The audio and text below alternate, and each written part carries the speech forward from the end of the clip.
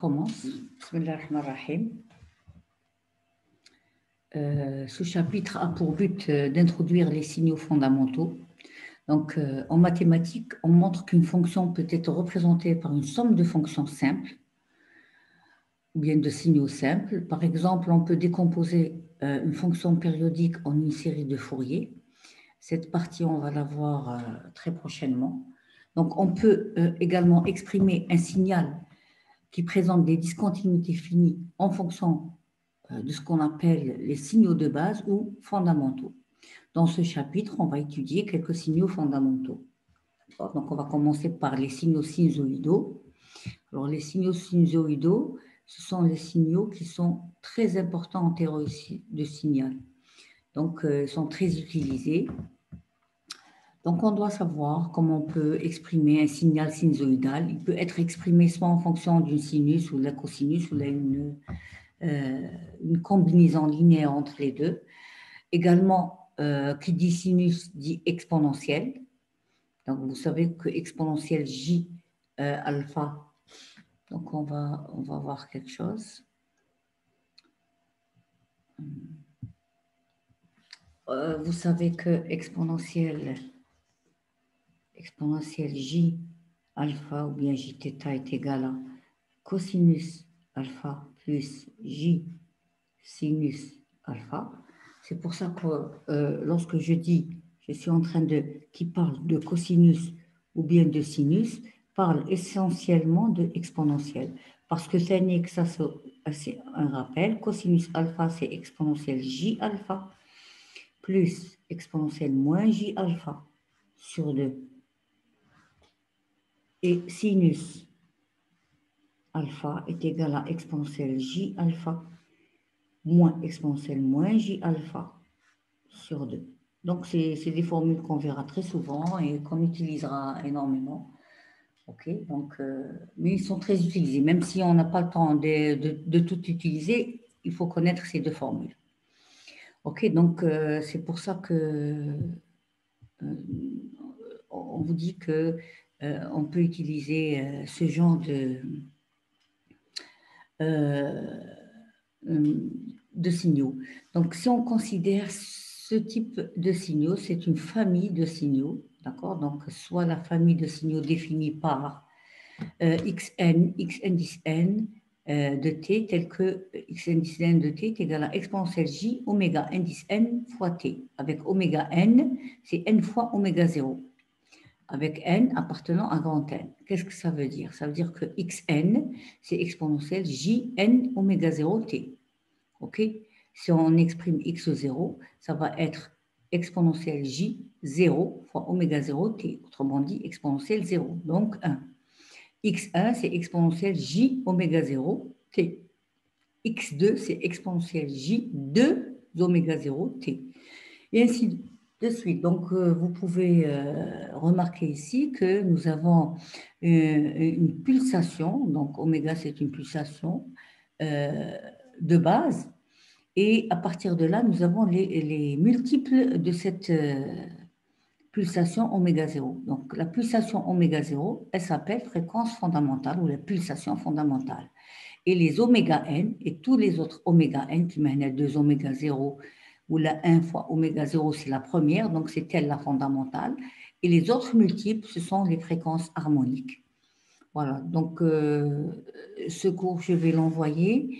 Donc, je ne vais pas traiter cette partie, l'orthogonalité, mais je vous donne le cours. Thomas, vous allez l'utiliser dans le futur.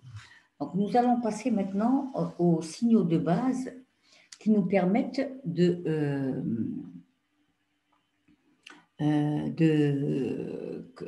qu'est-ce que je voulais dire, d'exprimer une fonction ou un signal qui présente des discontinuités finies en fonction des signaux de base. Donc, à partir de là, nous avons quelques signaux fondamentaux. Nous allons les voir. On va faire des applications. Il y a des vidéos qui donnent des applications de ce cours et vous allez voir comment on fait. Donc, on commence par la fonction de Heaviside. La fonction de Heaviside, ou la fonction échelon unité, ou la fonction indice, tous ces noms veulent dire la même chose. Donc, elle est égale à quoi? Donc, elle est très souvent notée U de T. Des fois, c'est pour gamma de T, des fois, c'est pas E de T, mais dans notre cours, on va l'exprimer en fonction de U. D'accord? L'essentiel, c'est pas comment on la note, c'est comment on l'appelle. Quand on dit échelon unité, ça veut dire cette définition. La définition, elle dit quoi? Elle dit que U de T, ou l'échelon vaut 0 si T est plus grand et plus petit que 0, et elle vaut 1 sinon, c'est-à-dire lorsque T est plus grand que 0. D'accord? Donc, graphiquement, elle est très simple. Donc, elle vaut 0 avant 0 et elle vaut 1 après 0. D'accord? OK, donc, qu'est-ce qu'on peut dire? Pour t égale à 0, on définit l'une des manières suivantes. Ou bien U en 0, elle vaut 0, ou bien U en 0, elle vaut 1. D'accord? Donc, on ne sait pas à quoi elle est égale. Elle peut avoir euh, une infinité de possibilités. Donc, on voit très bien qu'elle n'est pas définie en 0. Donc, il faut boucler la définition, il faut lui donner une, une valeur en 0. Donc, on peut donner 0, 1 ou bien 1 demi. Donc, dans notre cours, on va choisir la valeur 1. Donc, pour t égale à 0, on va choisir cette définition plutôt. D'accord? Donc, on va essayer de choisir cette définition. OK. Donc, je passe juste une petite remarque. Je vais passer ici. Non, plutôt là. Et on va voir quelque chose d'important pour que vous puissiez vous repérer et pour que vous puissiez dessiner facilement ou exprimer facilement ce genre de fonction, que ce soit graphiquement ou analytiquement. OK, donc regardez, donc voici la définition de U de T. Donc on a pour T égale à 0, elle vaut 1. Pour T supérieur à 0, elle vaut 1. Et autrement, elle vaut 0. C'est-à-dire lorsqu'elle est négative, elle vaut 0. Mais à partir de 0, elle vaut 1. D'accord? On prend le 0. Pour la valeur 0, elle vaut 1. OK. Donc si on prend U de T, regardez ce qu'est U de T. Ça veut dire un des U. Et entre parenthèses, j'ai le T. Alors, on appelle l'argument argument ce qu'il y a entre parenthèses. Donc, j'ai les parenthèses et ce qu'il y a entre parenthèses est appelé argument. D'accord? Donc, à partir de maintenant, je vais donner une autre définition de U de T. Donc, je vais dire que U de T, où la fonction échelon, elle vaut 1 lorsque son argument est supérieur ou égal à 0. Elle vaut 0 lorsque son argument est inférieur à 0. Cette appellation va nous aider énormément pour construire ce type, pour construire un autre type de, par exemple, si je prends, petit b, U de t plus 3. U de t plus 3, l'argument تاعي شحال راهو ماهوش t. L'argument تاعي c'est t plus 3. D'accord? Donc, je vais dire la phrase suivante. La fonction échelon, elle vaut 1 lorsque son argument est plus grand que 0 ou égal à 0. D'accord? Donc, je prends l'argument et je le mets ici. D'accord? OK? Et donc, je tire t, donc lorsque t est plus grand que moins 3. Et elle vaut 0 lorsque son argument est plus petit que 3, que 0, pardon, c'est-à-dire lorsque t est inférieur ou égal à, inférieur à moins 3. Et je dessine. Inférieur à moins 3, c'est 0. Supérieur ou égal à moins 3, c'est 1. D'accord? Donc, c'est aussi simple que ça. Donc, si j'ai, par exemple, cette expression, U de t 3 fois U de t plus 1,5. Donc, c'est égal à 3 fois. Elle vaut 1, 3 fois 1. Si l'argument est plus grand que 0, c'est-à-dire t plus grand que moins 1,5, et elle vaut 0, sinon, c'est-à-dire lorsque t est inférieur à moins 1,5. D'accord? Mais on va multiplier 3, on va faire rentrer 3 ici et là. Donc, ça va nous donner 3, OK? Donc, c'est 3 fois 1 égale à 3. Et 3 fois 0, c'est égal à 0. OK? Donc, lorsqu'elle vaut 3, lorsque t est plus grand que moins 1,5, et elle vaut quoi? Et elle vaut 0 sinon. Donc, on moins 1,5. Avant moins 1,5, elle vaut 1. Après moins 1,5, elle vaut 3. D'accord? Donc, c'est ce qu'on vient de trouver. Donc, ça, c'est pour... je ne sais pas si j'ai une autre application. Oui, j'ai une autre application et elle est intéressante. Regardez. Donc, x de t est égal à moins 2, u de 1 moins t. Donc, vous voyez que ça se complique. Donc, il vaut mieux avoir dans sa tête la formule, tu as argument plus grand que 0, plus grand ou égal à 0, ça vaut 1. Sinon, elle vaut 0. Donc là, qu'est-ce qu'on fait? Elle vaut moins 2. Le moins 2, il est petit ici, pardonnez-moi, pour l'écriture. Allez, je vais l'écrire ici. Allez. Un délai, je vais la réécrire. Donc, attendez une seconde.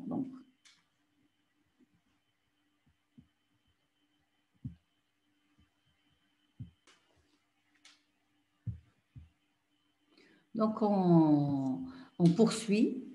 Donc, je vais le faire en direct. Donc, avec tracé, x de t est égal à moins 2 fois u de 1 moins t. D'accord? Donc, x de t, on va décortiquer cette information. Elle vaut moins 2 multiplié par 1 si quoi? Si l'argument, c'est-à-dire 1 moins t, est plus grand ou égal à 0. À partir de là, je vais tirer t. Autrement dit, lorsque t est inférieur ou égal à 1. Qui dit t moins t ou t inférieur ou égal à 1. Et elle vaut 0 si l'argument, c'est moins 2 fois 0, si l'argument, c'est-à-dire 1 moins t, est plus petit que 0. Autrement dit, t plus grand que 1. OK, donc je complète. Donc, il faut faire introduire le 2 ici et là, le moins 2 plutôt. Donc, Tolina moins 2 si t inférieur ou égal à 1 et elle vaut 0 puisque moins 2 fois 0 c'est 0. Sinon, regardez cette notation, elle est vraie aussi. OK, sinon quoi? Sinon ça, c'est-à-dire inférieur ou égal, donc sinon c'est supérieur à 1. On passe à l'expression, à ça. Maintenant, le travail est terminé. Il suffit de dessiner ça graphiquement. Avec tracer.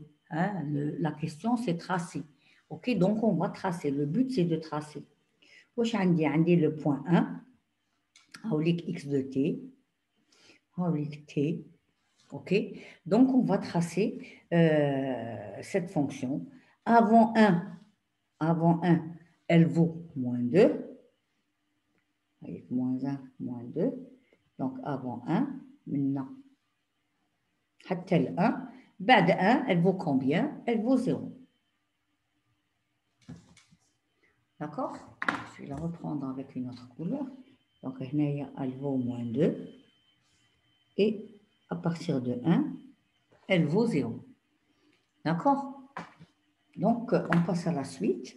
Donc, je reviens là, je vais voir si j'ai une autre application, sinon je vais donner une autre. C'est-à-dire que je suis en train de donner tous les cas. Maintenant, c'est la rampe unité, mais avant la rampe unité, je vais quand même donner un autre exemple, si vous le permettez. Donc, passons à l'autre exemple. Je vais vous demander de tracer x de t égale à quoi? Égale à 2 fois, allez, on complique toujours la chose pour avoir, je la complique pas mal. Donc, est égal à U de 2t plus 1. Donc, maintenant, l'argument, regardez, il a bel et bien changé. Hein, d'accord? Regardez mon argument, c'est 2t plus 1. Et on va travailler en fonction de ça. OK? Donc, qu'est-ce qu'on va dire? On va dire que x de t, c'est égal à quoi? Est égal à 1 si l'argument, c'est-à-dire 2t plus 1, est plus grand ou égal à 0. Donc, maintenant, t. Donc, t plus grand ou égal à moins 1,5. Je suppose que vous savez faire ces calculs, mais si vous ne savez pas les faire, il faut apprendre à les faire, tout simplement. D'accord? Donc, et elle vaut 0. Sinon, c'est-à-dire finalement, si j'ai l'inverse de ça, c'est-à-dire t inférieur à moins 1 demi. D'accord? Donc, je vais faire le tracé, ok? Et on va essayer de tracer ça. Donc, واش عندنا هنايا نروحوا ل 1 demi moins 1 demi, hein, la valeur moins 1 demi, on dit moins 1, donc moins 1 demi. Donc, avant moins 1 demi, elle vaut 0. Avec 0 terre. D'accord? Et après moins 1 demi, elle vaut 1. J'espère que vous avez compris. Si vous n'avez pas compris, vous devez redérouler cette vidéo pour le mécanisme de tracé. OK? Maintenant, on va faire le problème inverse. Hein, je suis toujours dans la fonction fondamentale, échelon unité, la fonction de Heaviside. Je vais faire le problème inverse. Je vous donne soit le graphe du signal, le tracé du signal x de t, déterminé x de t analytiquement, mathématiquement, comme vous voulez, analytiquement. Voici la question. Donc, on a inversé le problème. Donc, on donne un graphe. Je vais le donner, allez. Je ne vais pas le compliquer. Allez, je vais donner ça. Non, non, excusez-moi, ça c'est U de t, c'est rapide. Donc, je vais donner ça. 2. D'accord? Ok, voici mon x de t. À quoi est égal ce x de t? Regardez, il vaut 0. Donc, x de t est égal à quoi? Est égal à 0 lorsque t est inférieur à 2. D'accord? Et il vaut 1. Je n'ai pas mis 1, donc il vaut 1. Allez, je vais compliquer. Il vaut 4. Il vaut 4 lorsque t est plus grand que 2. Là, je n'ai pas le choix. Donc, je ne sais pas à quoi il est égal en 2, mais je m'en fous. Je vais mettre un signe égal ici. Je peux le faire, d'accord? Donc, on peut me permettre de faire ça. Donc là, les choses se dessinent. Regardez, c'est égal à 4 fois 1 lorsque t est plus grand ou égal à 2. Et elle vaut quoi? Et elle vaut 0 lorsque t est inférieur à 2. OK? Ou elle est égale à quoi? Je ne sais pas encore. Mathématiquement, je ne sais pas encore. Je devine que c'est un U. Ce n'est pas un U en 0, ce n'est pas un U de t. Je veux savoir ce qu'il y a. L'argumentaire est شحال. On a fait la définition de U de t. Rappelez-vous, fait la définition de U de t. Lorsque l'argument est supérieur à 0, à la valeur 0. L'argument, il est inférieur à la valeur 0. Donc, si je viens ici, dans le cas de figure N, donc on a dit l'argument où le t, il est supérieur à 2, mais je veux quelque chose supérieur à 0. Donc, je dois isoler cette partie, je dois mettre un 0. Donc, le 2, il doit venir par là. Et vice-versa pour celui-ci. Et la même chose pour celui-ci, pardon. D'accord? Donc, c'est 4 fois 1 lorsque t-2 est plus grand ou égal à 0, et il vaut 0 lorsque t-2 est plus petit que 0. Là, je viens de dégager mon argument. L'argumentaire. Là, je connais. Ça, c'est égal à quoi? C'est égal à 4 fois U de quoi? De l'argument. L'argument, c'est quoi? C'est t-2. OK? Donc, voici un problème. Le problème inverse, c'est lui, pas le plus important, mais bon. Il faut savoir faire toutes les possibilités, d'accord? Donc, on trace une fonction échelon unitaire ou à partir d'un dessin ou d'un tracé, on peut déterminer la nature du du signal. C'est un échelon unitaire qui commence à partir de la valeur 2. D'accord? D'accord? Donc, c'est un échelon unitaire. Un échelon unitaire, c'est quoi? C'est une constante qui vaut 1, mais à partir d'un certain point. Sinon, elle vaut 0. Donc, c'est vrai que c'est une constante qui vaut 1 à partir d'un certain point, avec le certain point. D'accord? Et elle vaut 0, sinon. D'accord? Donc, voilà, tout ça, c'est pour vous entraîner à parler analytiquement et graphiquement avec ce type de fonction. Maintenant, nous allons passer à la fonction rampe unité. Donc, je vais travailler directement ici. La fonction rampe unité, c'est la suivante. Le signal rampe. Alors, je dis fonction, rampe, signal et tout ça. Ça se confond. Donc, vous voyez qu'un signal, on peut l'exprimer en fonction d'une fonction mathématique. C'est pour ça que je confonds entre l'appellation de fonction signal et signal fonction, etc. Mais c'est des signaux, d'accord, qui ont une expression mathématique. Donc, on la note R1, R indice 1 de T. Directement, je vais donner sa définition. R1 de T, elle est égale à quoi? Elle est égale à T lorsque l'argument est plus grand ou égal à 0, et elle vaut 0 si l'argument est inférieur à 0. D'accord? La définition, elle est simple. Hein? Par définition, c'est ça. Donc, si on trace la fonction rampe, avant 0, inférieur à 0, elle vaut 0. Et après 0, c'est l'équation d'une droite. Hein? D'accord? Donc, c'est l'équation d'une droite. Un des 1, comme le cours, vous devez connaître comment on trace les droites. Donc, elle vaut 1. D'accord? Donc, elle est R1 de T.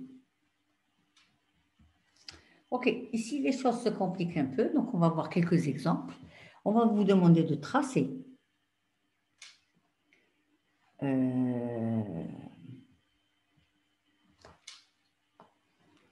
R1 de T moins 3. Par exemple. D'accord?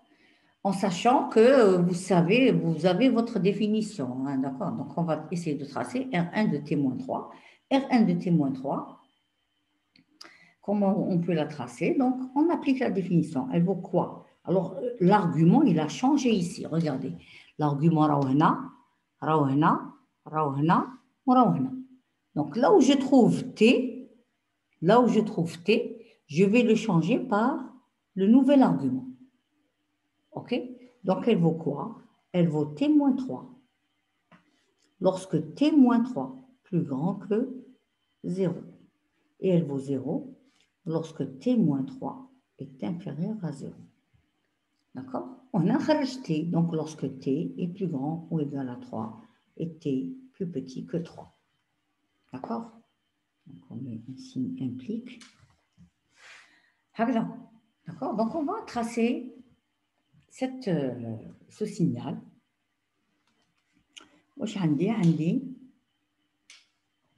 Au niveau de 3. Donc, je vais compter 1, 2, 3. Elle vaut combien? Elle vaut 0. C'est aussi simple que ça. Et après 3, elle vaut T, moins 3, pardon. Elle vaut T moins 3. Donc, je peux T moins 3. T moins 3, ça veut dire quoi? Ça veut dire que je dois tracer la droite T moins 3 pour T égale à 0. Donc, on la trace normalement. T égale à 0, la fonction, elle vaut moins 3. Avec le premier point. D'accord? Pour T égale à 3, elle vaut 0. D'accord? Et je trace ma droite. Je la trace enfin, c'est exprès. OK? Donc, elle vaut, je répète, elle vaut 0 jusqu'en 3. Mais à partir de 3, elle va valoir ceci. D'accord? T-3, c'est une partie de droite. Elle va valoir ceci. Le tracé, ça m'a permis de tracer la droite complètement. OK? Elle commence ici, à partir de T égale à 3. D'accord? OK, donc elle est la partie de droite, il faudra l'effacer. OK? Donc on passe à un autre exemple. Tracer R1. Allez, 2R1 de T plus 1. Allez, je vais faire comme une machine, c'est 2 fois. Je remplace l'argument par le t par le nouvel argument, c'est-à-dire t plus 1. Elle vaut t plus 1 lorsque t plus 1 plus grand ou égal à 0. Donc t plus grand ou égal à moins 1. Et elle vaut 0 sinon. D'accord? Et maintenant, il va falloir faire rentrer le 2. OK? Donc, parce que c'est un produit, donc il est là 2t plus 2 lorsque t est supérieur ou égal à moins 1, et elle vaut 0 lorsque t est inférieur à moins 1. D'accord? J'ai fait rentrer le 2 ici, c'est 2t fois plus 2. OK? Donc, on va tracer cette droite. Si je trace la droite de t plus 2, allez, pour t égale à 0, pour t égale à 0, c'est égal à 2. 1, 2. D'accord? Et pour t égale à moins 1, je prends les points qui m'arrangent. Pour t égale à moins 1, pour t égale à moins 1, moins 2 plus 2, c'est 0. La droite est. Je vais la tracer enfin parce qu'il y a des parties qui vont partir, qui vont sauter. Donc, ça, c'est 2t plus 2. Mais ce n'est pas R1. Ce n'est pas de R1. De R1, il va falloir, pour t inférieur à moins 1, elle vaut 0. D'accord? Elle ne vaut pas ça. Donc, elle est tort. Donc, elle vaut 0. Et pour t supérieur, elle va valoir ça. J'espère que vous avez compris. Et donc, je vous demanderai de refaire cette application. Ben, je ferai moins plus. On va passer à une troisième application. Ben, on va passer à la parabole unité. Oui, non, on ne va pas s'attarder avec la parabole unité, bien sûr. Donc, tracer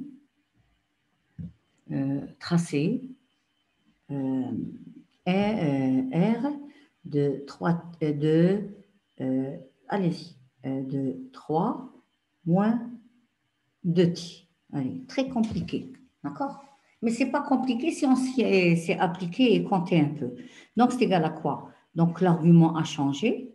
Donc, tout est 3 moins 2t lorsque 3 moins 2t plus grand ou égal à 0. OK? Donc, je répète. Là où je trouve t, je le remplace par le nouvel argument.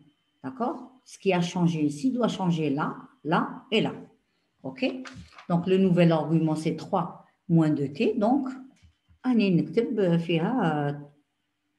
tout bêtement. D'accord? Donc, sans réfléchir, c'est 3 moins 2t inférieur à 0. Donc, ça, c'est égal à quoi? Il faut calculer ça. Il faut déterminer la valeur de t.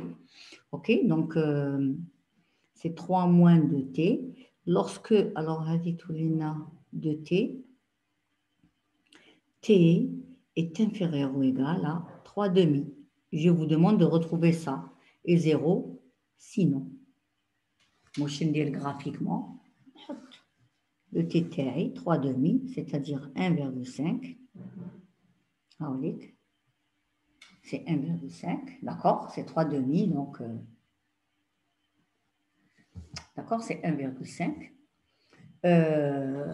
On pose 1,5. Donc, avant ou après? Donc, avant, c'est une droite. Après, c'est 0. Donc, c'est 0 ici. Donc, traçons d'abord la droite. Donc, lorsque t est égal à 0, lorsque t est égal à 0, lorsque t est égal à 0, R1 est égal à 3. Donc, 1, 2, 3.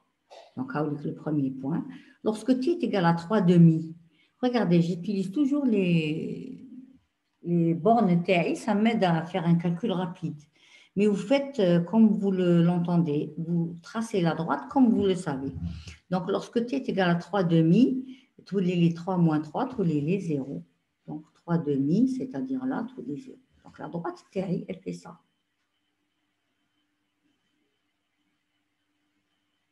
D'accord? Ça, c'est ma droite. Lorsque t est inférieur à 1,5, j'ai cette droite. Donc, avec la droite TI, on la prend. Inférieur à 1,5. Inférieur à 1,5, elle est t inférieure à 1,5. Donc, j'ai ma droite.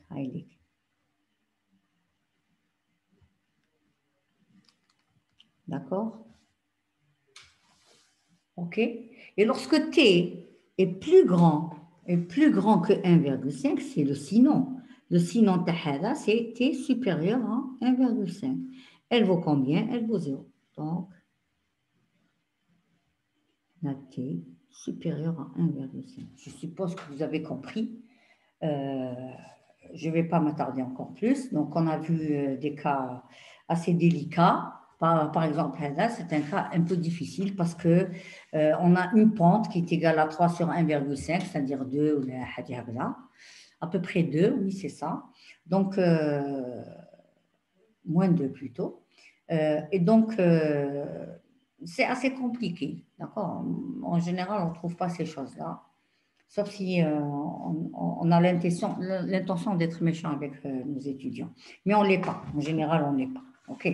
Donc, R1, ça c'est R1 de 3 moins de T, et en fonction du temps, bien sûr.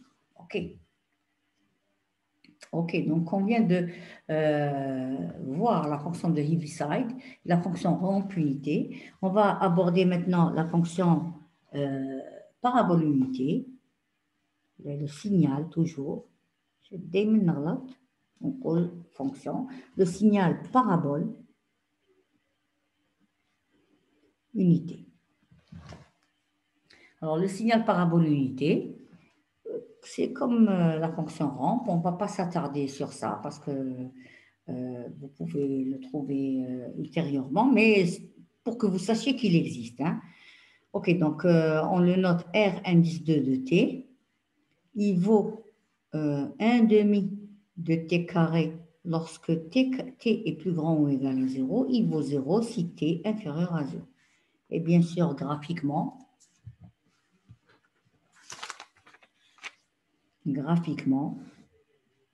t et R2 de t, il vaut 0 si l'argument est négatif. Dans ce cas, l'argument c'est t, donc c'est facile.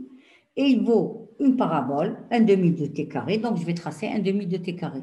Pour t égale à 0, c'est 0. Pour t égale à 1, c'est 1 demi. Pour t égale à 2, donc ça va être 4 sur 2, c'est 2. Donc pour t égale à 2, ça va aller à donc 1, 2.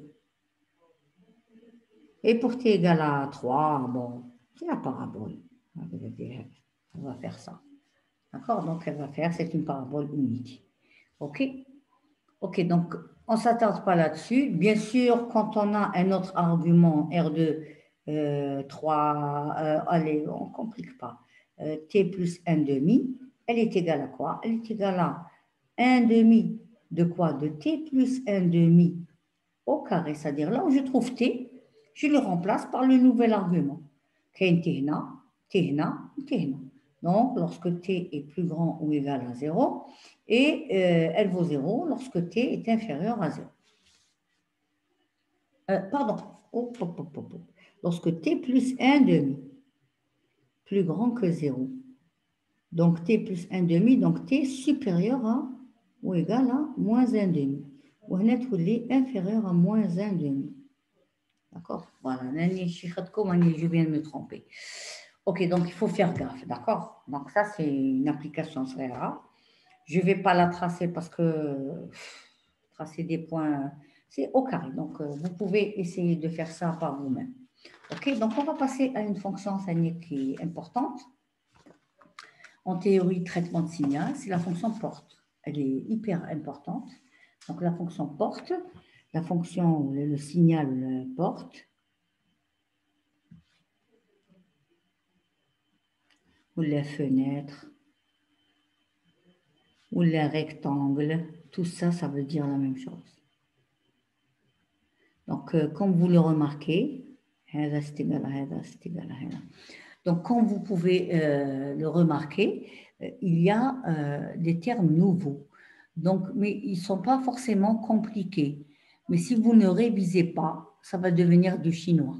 D'accord? Donc, l'idée, c'est de réviser et d'être en phase. OK? Si vous n'êtes pas en phase, vous allez subir des décalages et ça va vous empêcher d'avancer dans ce module. Donc, je vous conseille de réviser, réviser et réviser. Alors, la fonction porte, c'est la suivante. Je vais donner la définition en général.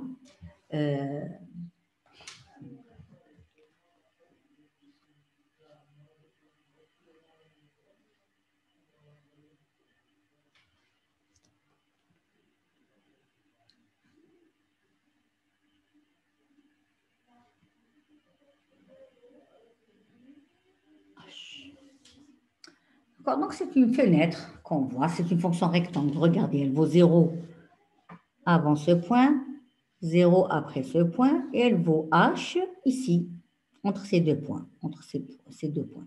D'accord? OK? Donc, mais on la note de plusieurs façons. Dans mon cours, je la note comme ceci. C'est la fonction pi, c'est la fonction porte. Donc, c'est t moins le centre sur la base, multiplié par la hauteur.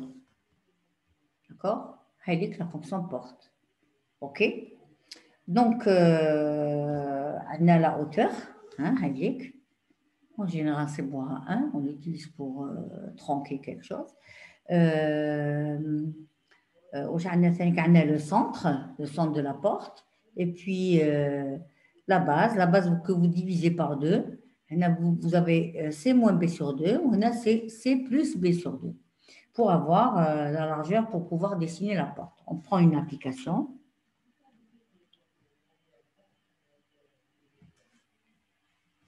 Et on va voir les différentes notations de la fonction porte. Donc, tracé. Je vais suspendre 2 minutes. Donc, on va faire ces 3 petites applications. On vous demande de tracer la fonction porte pi de t sur 2. Autrement dit, la fonction porte de hauteur 1. D'accord? Et de centre 0. OK? Et de largeur 2. OK? Donc, je vais placer ma porte petit a.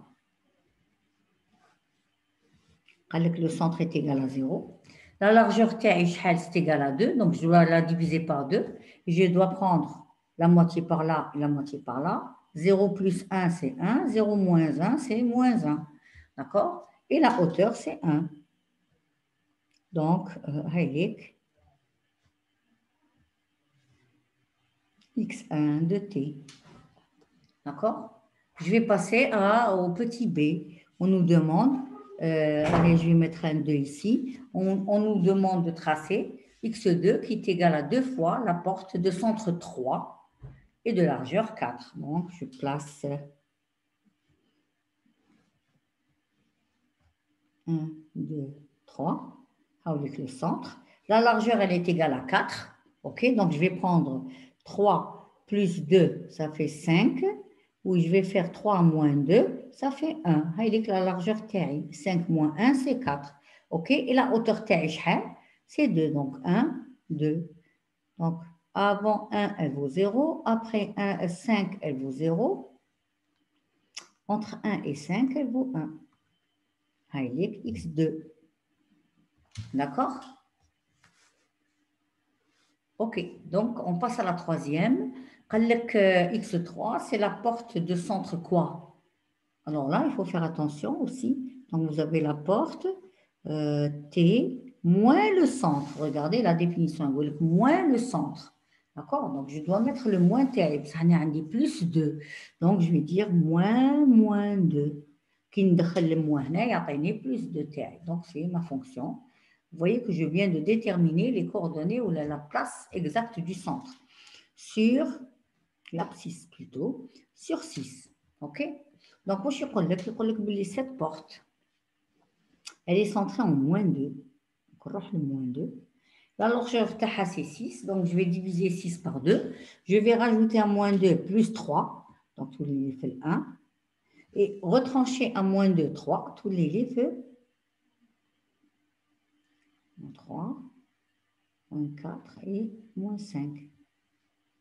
Moins 4 et 7. Donc voici la largeur T. Avant, moins 5 c'est 0, après 1 c'est 0. Et entre moins 5 et 1, elle est égale à 1, puisque donc la hauteur est égale à 1. Voici donc x3. Donc voilà les choses les plus importantes. OK.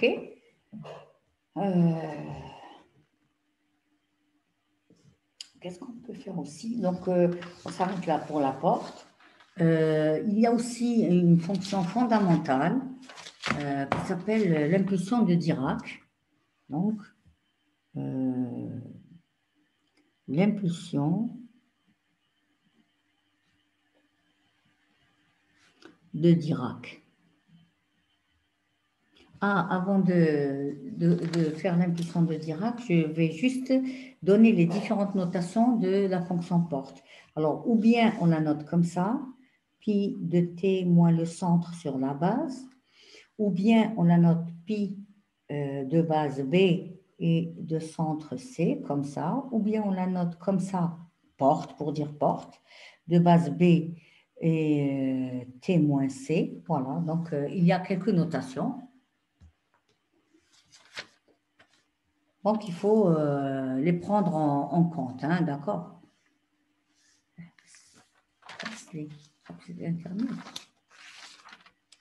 Donc, P de T moins C sur B, ou la P indice B T moins C, ou la P indice B de T moins C. D'accord? Toutes ces notations veulent dire la même chose. C'est une porte de centre C et de base B. D'accord? OK, pour l'impulsion de Dirac, qui est aussi appelée distribution de Dirac, hein, elle est notée delta de T. Elle a une notation, c'est delta de T. D'accord? Et tout le monde dit que c'est sigma. Sigma, c'est pas ça. Sigma, c'est ça. Sigma. Ça, c'est sigma. Ça, c'est delta. D'accord? C'est delta de T. Ça, c'est sigma. Et ça, c'est delta. Sigma. S'il vous plaît, essayez de prononcer correctement la fonction de Dirac. Hein. Ce n'est pas sigma, c'est delta. Donc ça, ce n'est pas la fonction de Dirac. D'accord? Donc la fonction de Dirac, je vais donner sa définition. Delta de T, elle est égale à quoi? Elle est égale à l'infini lorsque son argument est égal à 0, et elle vaut 0 partout ailleurs. Si t est différent de 0, partout ailleurs. D'accord? OK? Donc, elle vaut l'infini et aussi et l'intégrale de moins l'infini à plus l'infini. Il ne faut pas avoir peur de ça. Vous allez voir. Parce que lorsque, en général, pour quelqu'un qui fait de la théorie du signal, lorsqu'il voit delta de t, et c'est les problèmes, c'est les solutions. D'accord? Donc, nous solutionnons beaucoup de choses. Donc, n'ayez pas peur de cette définition-là. D'accord? Par définition, c'est ça. Hein? Donc, la définition d'une impulsion de Dirac, c'est ça. Donc, c'est la chose nouvelle. Il ne faut pas avoir peur de ça. Quand on va voir les propriétés de la fonction de Dirac, donc je vais faire une vidéo tout de suite après pour ça. Quand Quand on voit les propriétés de l'impulsion de Dirac, vous allez voir, quand on trouve dans notre travail une impulsion de Dirac, on tombe de joie parce qu'elle nous solutionne beaucoup de choses. D'accord? Mais soyez patient. Pour l'instant, on va décrire un peu cette impulsion de Dirac. Elle vaut l'infini lorsque t est égal à 0. OK? Et elle vaut 0 sinon. D'accord? Donc, déjà, à t égale à 0, elle vaut l'infini. On va voir. Hein? Donc, à t égale à 0, avec t égale à 0. Et là, elle vaut l'infini. D'accord? Elle vaut l'infini. Elle va vers l'infini. OK? Donc, comme vous pouvez voir, cette impulsion, comme son nom l'indique, c'est une impulsion, elle est très, très brève. Elle apparaît très brièvement. En un temps 0, elle apparaît. D'accord? En un temps t égale à 0, elle vaut l'infini. D'accord? Donc, je viens de dire un mot, je dis elle apparaît. Donc, je change un peu ma définition. Delta de t, elle apparaît lorsque son argument s'annule. D'accord? L'argument on a tout ce qui se trouve entre parenthèses est un argument. Donc, elle apparaît lorsque son argument s'annule. D'accord? Et lorsqu'elle apparaît,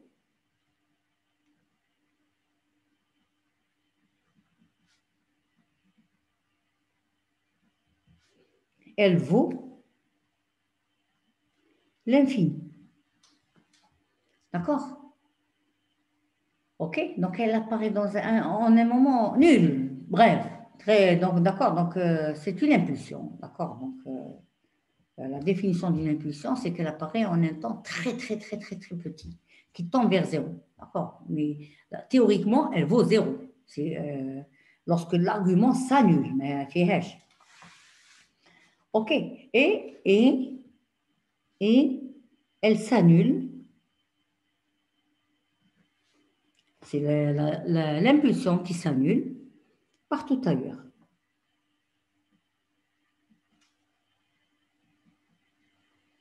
Je fais exprès de l'écrire, d'accord? D'accord?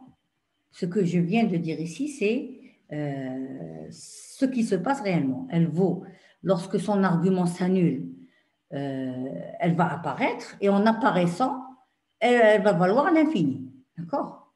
OK? Symboliquement, on ne trace pas ça. On ne fait pas ça. D'accord? Symboliquement,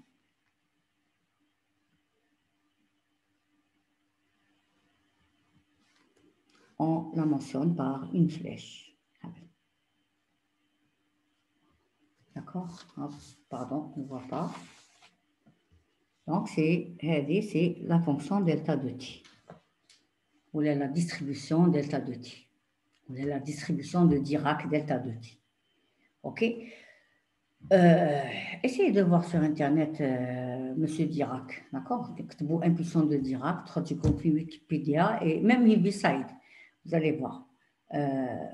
Les deux montagnes en mathématiques. OK, donc, oui, c'est pour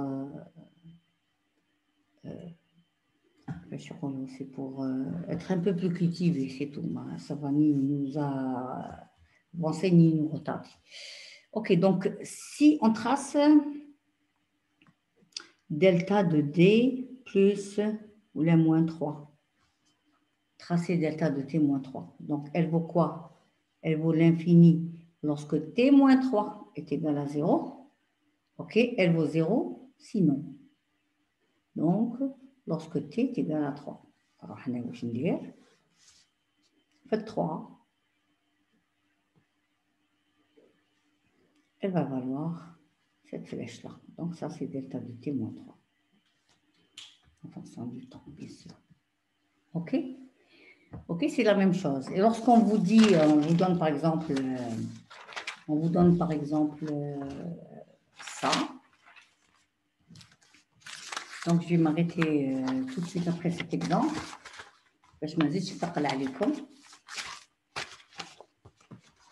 Avant ça, je range mes papiers. غلبوني شوية. OK, donc, si on vous donne ce déterminé déterminer l'expression analytique du signal x de t à partir de son tracé ci-dessous. Voici la question. Donc, voici le tracé.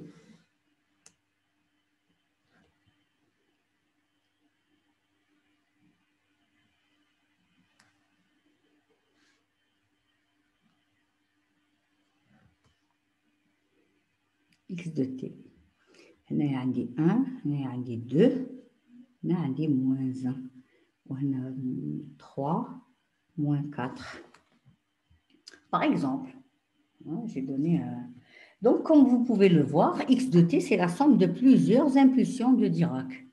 OK? Donc, x de t, c'est l'impulsion. Elle apparaît où? Elle apparaît lorsque t est égal à moins 4. D'accord? Or, regardez, elle apparaît lorsque son argument s'annule. OK? Donc, لازمني نجبد l'argument. باش نجبد l'argument, لازمني نجيب pardon. لازمني نجيب un 0 maintenant. D'accord? Donc, on dit t plus 4 est égal à 0. OK? Donc, ça, c'est quoi? Ça va être quoi? C'est l'argument de ce delta. OK? D'accord? Donc, elle va apparaître, donc, x de t. Elle apparaît où? Elle apparaît lorsque t est égal à 3. Autrement dit, je dois annuler l'argument. On dit de l'argument. Donc, il est t moins 3 égale à 0. D'accord? Elle apparaît lorsque t est égal à 0. Lorsque t est égal à 0, c'est l'argument. Ça, c'est mon argument. OK? Donc, x de t est égal à quoi? À delta de t plus 4. Je laisse de l'espace parce que je dois parler des hauteurs. Océanique, en t égale à 0, plus celle-là, plus delta de t. Et ce delta-là, il apparaît en 3. Donc, c'est plus delta de t moins 3. On dit de l'argument. D'accord? OK? Seulement, l'impulsion, elle a une certaine hauteur qui est égale à 2. OK? J'en ai pas parlé, fait la définition. Symboliquement, malgré qu'elle vaut l'infini, on dira que la hauteur taha, c'est 1. Puisqu'elle est, il n'y a rien ici, donc c'est 1. Mais on peut avoir alpha, une certaine hauteur, donc elle dit alpha. OK? Donc, ici, on a une hauteur de 2, donc ça va être 2 delta de t plus 4. وهذه هنايا la hauteur تاعها elle est 1, donc ما ندير والو هنايا. وهذه la hauteur تاعها شحال elle est égale à moins 1, donc تولي لي moins delta de t moins 3. D'accord, donc voici une application rapide à la fonction delta. J'espère que vous avez compris un peu, mais si vous n'avez pas compris, je répète, il faut rebobiner, il suffit de rebobiner. Et on se retrouvera en classe, Inch'Allah, pour des applications et tout ça, plein d'applications, Inch'Allah. Et on pourra régler les petits problèmes ou les petits soucis que vous aurez. Donc, je vous dis salam alaikum, à la prochaine, Inch'Allah.